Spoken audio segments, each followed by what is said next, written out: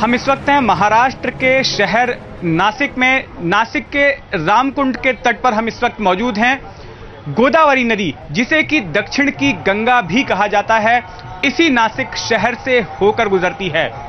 नासिक के पास ही ब्रह्मगिरी पर्वत है, त्र्यंबकेश्वर के पास, और उसी ब्रह्मगिरी पर्वत से जन्म होता है गोदावरी नदी का। लेकिन ब्रह्मगिरी से निकलने के बाद नासिक शहर के तक पहुंचते पहुंचते इस नदी की क्या हालत हो जाती है, क्या दक्षिण की गंगा भी मैली हो जाती है, इस पर हमने एक रिपोर्ट तैयार की है। पहले उस रिपोर्ट को देखते हैं। नासिक के करीब यह है ब्रह्मगिरी पर्वत, वो जगह जहां से गोदावरी नदी का जन्म होता है। वैसे तो यह जगह अरब सागर से महज 80 किलोमीटर के फासले पर है, लेकिन समंदर से इस नदी का मेल 1465 किलोमीटर का सफर तय करने के बाद बंगाल की खाड़ी में होता है। हिंदू धर्म को मानने वाले इस नदी को दक्षिण की गंगा भी कहते हैं। पहाड़ों के बीच से जब ये नदी निकलती है तो बड़ी ही साफ नजर आती है, बड़ी ही खूबसूरत नजर आती है। लेकिन जैसे ही इस नदी का बहाव नासिक शहर की सरहद को छूता है, इसकी शक्ल ही बदल जाती है। देखना चाहेंगे कैसी हो जाती है इसकी शक्ल।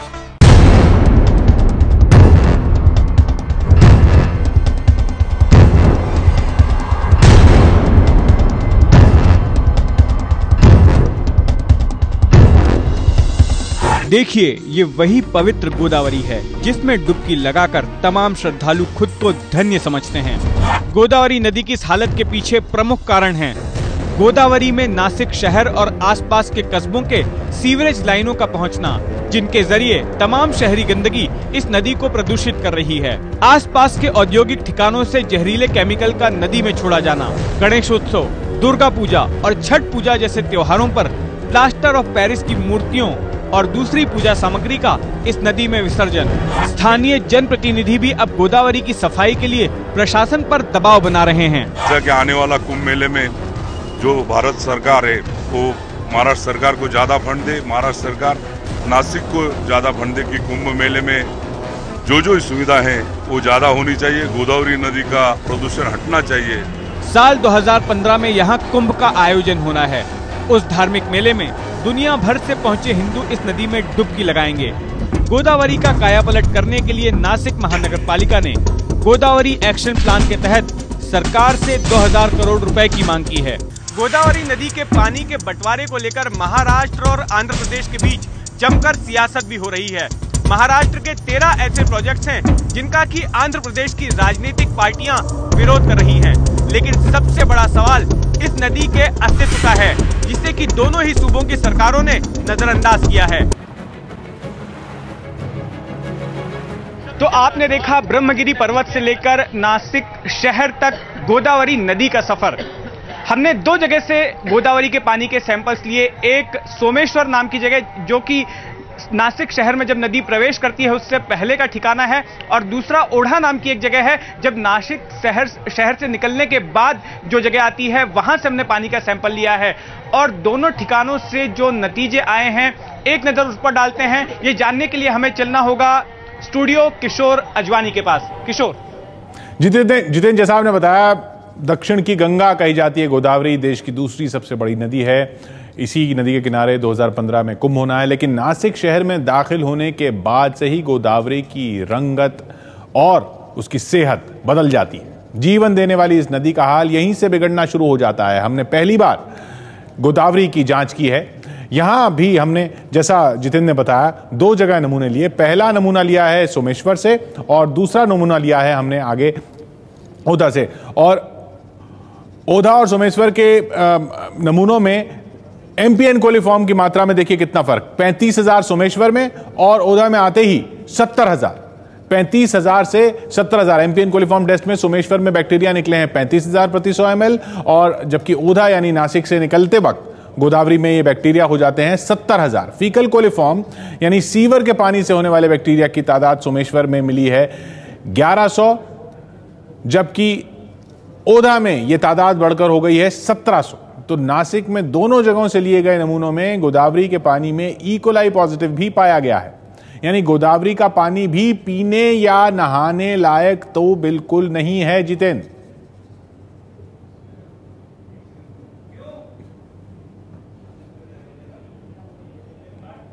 तो बिल्कुल नहीं है। जितेंद्र जी किशोर, तो आपने देखी कि गोदावरी की क्या हालत है। हमारे साथ इस विषय पर बात करने के लिए 4 मेहमान मौजूद हैं। हमारे साथ मौजूद हैं उत्तरा खेर, ये एनवायरमेंटल एक्टिविस्ट हैं और नासिक शहर के तमाम पर्यावरण से जुड़े मुद्दों पर ये काम करती रही हैं। इसके अलावा हमारे साथ राजेश पंडित और जगबीर सिंह हैं। ये दोनों गोदावरी गटारीकरण विरोधी मंच नाम का संगठन चलाते हैं, यानी कि गोदावरी एक गटर में तब्दील ना हो, इसके लिए ये कानूनी लड़ाई लड़ रहे हैं। इन्होंने बॉम्बे हाईकोर्ट में एक जनहित याचिका भी डाली है। इसके अलावा गोदावरी का धार्मिक महत्व और कुंभ के दौरान आयोजन में जो एक अहम भूमिका निभाते हैं, हमारे साथ यहाँ के कालाराम मंदिर के महंत सुधीर दास जी मौजूद हैं। हम इनसे बात करेंगे। सबसे पहले हम बात करते हैं उत्तराखंड से। उत्तरा जी, आपसे जानना चाहेंगे कि आपने देखा किस तरह की हालत है, क्या रिजल्ट्स आए हैं, आखिर दक्षिण की गंगा की यह हालत कैसे हो गई, क्या मानती हैं आप? पहले तो मैं आपको बताना चाहूँगी कि जो सोमेश्वर से आपने सैंपल्स लिए हैं, उसके पहले भी त्र्यंबकेश्वर में जहाँ पे कुशावर्त है, वहाँ की भी हालत बहुत ही ख़राब है। ड्यूरिंग द कुंभ वहाँ पे भी एक स्नान वहाँ पे होता है, तो वहीं से बहुत ही पोल्यूशन ज़्यादा हुआ है। और ये गोदावरी का वाटर बेसिन जो है वो बहुत ही फर्टाइल है, तो दोनों साइड से बहुत फार्म लैंड्स है और उसके पेस्टिसाइड्स और जो केमिकल्स आते हैं उसका पूरा सीपेज रिवर में जाता है। उसके अलावा नासिक के कोई एक ही एसटीपी प्लांट चालू नहीं है, तो पूरा जो नासिक का सुएज है बस वो गोदावरी में ही डाला जाता है। तो ऑब्वियसली उसका कारण यही है कि जब भी एसटीपी प्लांट्स चालू नहीं है, कॉरपोरेशन उसके बारे में कुछ कर नहीं रहा है और कॉरपोरेटर्स को ज़्यादा पैसा चाहिए दिल्ली से गोदावरी साफ करने के लिए, पर जो अभी स्थिति है वो तो सुधारनी चाहिए। हम आपके पास वापस आएंगे इस मुद्दे पर। राजेश पंडित जी और जगबीर सिंह जी, आप लोग एक कानूनी लड़ाई लड़ रहे हैं गोदावरी के लिए। आपसे जानना चाहेंगे कि अदालत में आपकी याचिका क्या है और मामला कहां तक पहुंचा है? हमारी 2 याचिकाएं हैं। एक है क्रिमिनल याचिका कि ये जो अधिकारी हैं ये जानबूझ के मिसचिफ कर रहे हैं, तो मिसचिफ विद रिवर आईपीसी 431 के अंदर नासिक कोर्ट में दाखिल है, कि जिसमें हमारी मांग ये है कि उनको जेल में डाला जाए। क्योंकि आपने किन किन लोगों को पार्टी बनाया है इसमें? नासिक की जो केस है उसमें सिर्फ कमिश्नर को पार्टी बनाया है कि उसको जेल में डाला जाए करके। और जो हाईकोर्ट में हमारी याचिका है उसमें हमारे 5 पार्टीज है, स्टेट गवर्नमेंट है, सेंट्रल गवर्नमेंट है, नासिक कॉर्पोरेशन है और पोल्यूशन कंट्रोल बोर्ड भी है, बिकॉज इनकी जिम्मेदारी है और वो जिम्मेदारी नहीं कर रहे, इसके लिए 5 पार्टियां हमने बनाई है। जगबीर जी, संक्षेप में आपसे जानना चाहेंगे कि आपकी प्रे क्या है, आपकी प्ली क्या है अदालत में? हमारी सिर्फ एक ही मांग है कि गोदावरी को प्रदूषण मुक्त किया जाए और इसके लिए जो डायरेक्ट गटर छोड़े जा रहे हैं वो छोड़ने बंद कर दिए जाएं। उसके लिए एक एसटीपी प्लांट, जिसे सीवेज ट्रीटमेंट प्लांट कहा जाता है, वो बनाए जाएं और उसके अंदर से पहले सीवेज को पास किया जाए और फिर गोदावरी के अंदर छोड़ा जाए। और ये जो पैसे की बात कर रहे हैं या नेता जो अपनी नेतागिरी दिखा रहे हैं, इसमें उनको ये समझ लेना चाहिए कि पर्यावरण या नदियों जैसे मुद्दे पर हमें राजनीति नहीं चाहिए। उनसे हाथ जोड़कर निवेदन है कि जहां पैसा खाना है वो खाएं, लेकिन नदियों को कृपया छोड़ दें। जी, महंत सुधीर दास जी, आपने देखी रिपोर्ट, आपने नदी की हालत देखी, आपने तस्वीरें देखी, ये सब देखने के बाद में भी क्या आप रिकमेंड करेंगी कि कोई हिंदू श्रद्धालु जो है गोदावरी नदी में अपने पाप धोने के लिए आए, पवित्र होने के लिए आए? पंचवट्यां विशेषेण गोदा दक्षिण वाहिनी रामचंद्र प्रसादेन भक्ति मुक्ति प्रदायिनी गोदावरी नमोस्तुते। जो भाविक आता है वो गोदावरी को दक्षिण वाहिनी प्रणाम करके यहाँ स्नान में आता है। और जो एक श्लोक आया है बड़ा सुंदर है, दृष्ट्वा गोदा शतम पापम स्पृष्ट्वा जन्म शतत्रयम स्नात्मा जन्म सहस्रेषु हंति गोदा कलो युगे। अगर आप गोदावरी के दर्शन भी करते हैं तो 100 पाप आपके नष्ट हो जाते हैं। तो मतलब सिर्फ दर्शन ही करना चाहिए, उसमें डुबकी नहीं लगानी चाहिए? मैं आगे बोल रहा हूं। और आप अगर स्पर्श करते हैं तो 300 पाप आपके नष्ट हो जाते, और आप स्नान करते हैं तो आपके 1000 पाप नष्ट हो जाते। इस तरह का बड़ा सुंदर वर्णन, ये श्लोक सीधा उल्टा हो गया है।